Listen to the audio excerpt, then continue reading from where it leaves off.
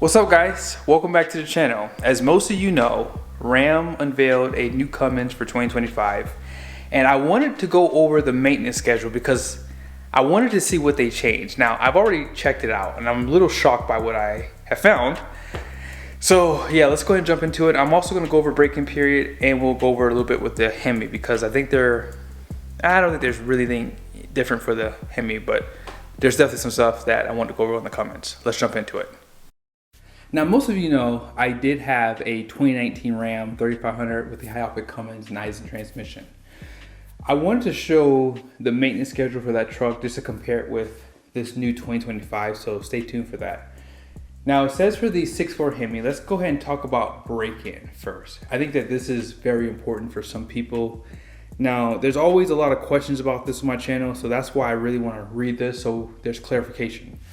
A long break-in period is not required for the engine and drivetrain. So transmission and axle don't need this extravagant break-in. I remember there was actually a break-in for the axle where you had to drive it for like 30 minutes, let it cool down for 15, and then drive it again. You don't have to do all that anymore. It also says drive moderately during the first 300 miles. After the initial 60 miles, speeds up to 50 or 55 miles an hour are desirable. So again, you don't have to necessarily do some extravagant break-in. While cruising, brief full throttle acceleration within the limits of local traffic laws contributes to good break-in. So wide open throttle acceleration in low gear can be detrimental and should be avoided. Now, the engine oil installed in the engine at the factory is a high quality energy conserving type lubricant. Oil changes should be consistent with anticipated climate conditions under which vehicle operations will occur. So here's something I want to talk to you guys about. And this is going to be for the diesel engine here in a second. When you buy a truck and you live in Montana where it can get down to minus 40 degrees, for example. From what I know, these trucks get delivered with the standard engine oil. So if it's a 10W30 in the truck, then that engine oil would probably need to be replaced if you live in those colder climates. You might need to go to a 5W40, so we'll talk about that in a second.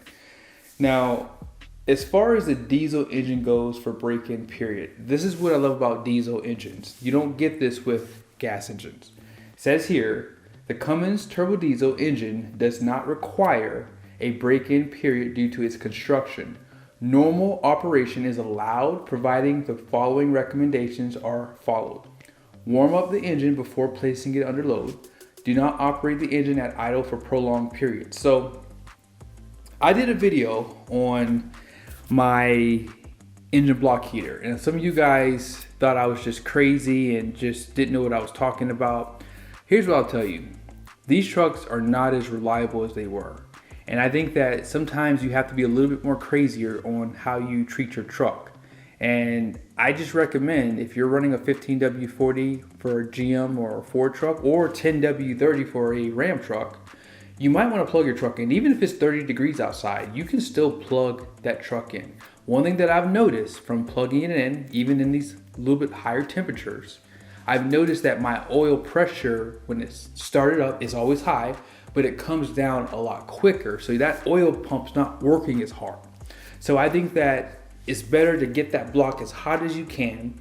That way you can prevent all that prolonged idling on your truck. Idling obviously is going to create more fuel dilution, which is going to break down the engine oil, which means you're going to have to change it even sooner. So yes, you can do what you want to do. I don't care. You can call me whenever you want. My videos are for people who trust what I say and they take what I say at face value. People text me or email me saying, hey, thank you for that. That was good information. So yes, I do plug my truck in even if it's 40 degrees outside because I want to try to reduce the warm-up time on the truck. Also, you can use your diesel exhaust brake on the truck to help prevent longer warm-up times too as you drive. It says here too, use the appropriate transmission gear to prevent engine lugging. Observe vehicle oil pressure and temperature indicators. Observe, you see that? See? Look at that. Observe vehicle oil pressure. So yes, plug your truck in before you drive it. 45 minutes it will probably bring it up maybe 10 degrees or so, maybe not even that much, but I know 3 hours and longer, it could jump it a good bit, probably double it. That way that engine oil pressure can come down some a lot quicker and not be working as hard because that oil is a lot thicker when it's colder outside. Love that.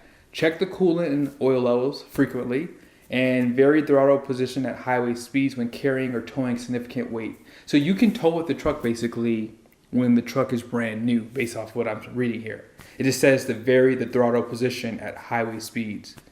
So yes, just keep these things in mind if you are looking to tow. And it does say here for additional vehicle braking requirements towing. I clicked it, nothing happened. Now, last thing I'll read down here, because of the construction of the Cummins turbo diesel engine run-in enhanced by loaded operating conditions will allow the engine parts to achieve final finish and fit during the first 6,000 miles. So yeah, let's look up what that means real quickly.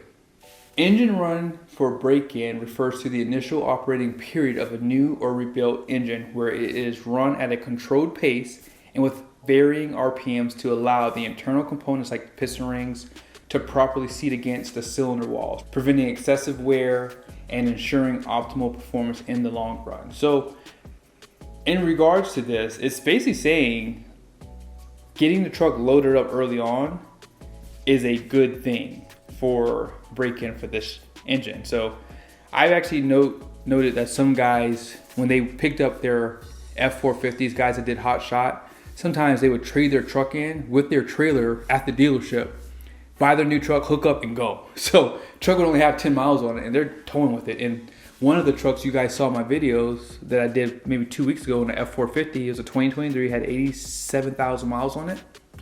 And yeah, that guy towed with it from brand new with it. And I think he went on a long trip with it that day. So yes, it's good to run these trucks and get them under load when they're brand new. Now for the gas engine, I probably would recommend not to do that. Now obviously you want to check out this vehicle break-in requirements for towing.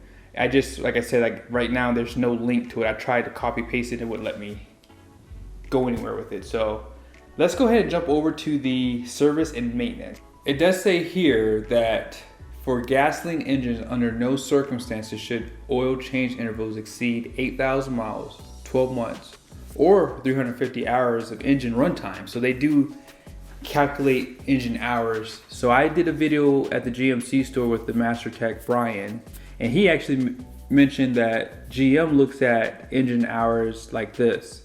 For every 100 hours is considered 33.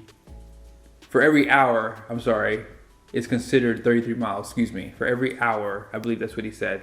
If I said that wrong, I'll put it in the video. But yeah, I think it was for every hour is considered like 33 miles driven.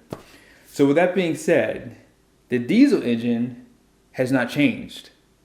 They still say 15,000 mile oil change intervals. Now, the Ram trucks have been having issues with cam and lifters.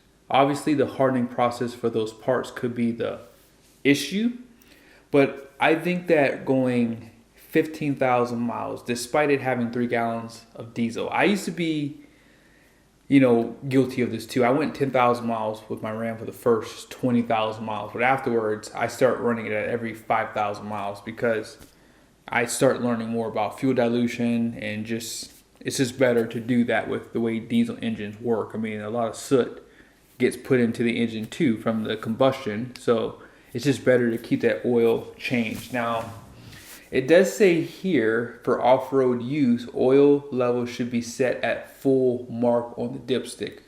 So just keep that in mind, okay?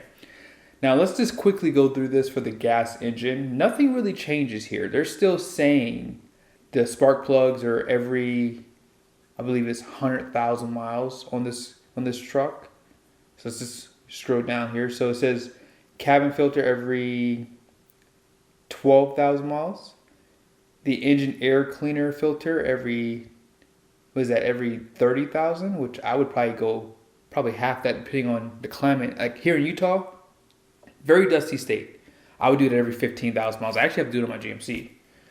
And then spark plugs, let's see, that is 100,000 miles. So yeah, nothing really changes for maintenance for the gas engine, okay? But for the diesel, Let's see what the transmission is. I really want to see that. It's saying here 15,000 miles for the fuel filter, so that doesn't change. And I'm not surprised because I think that's the same for all three of them actually. I think I know GM is 15K, and that's fine too.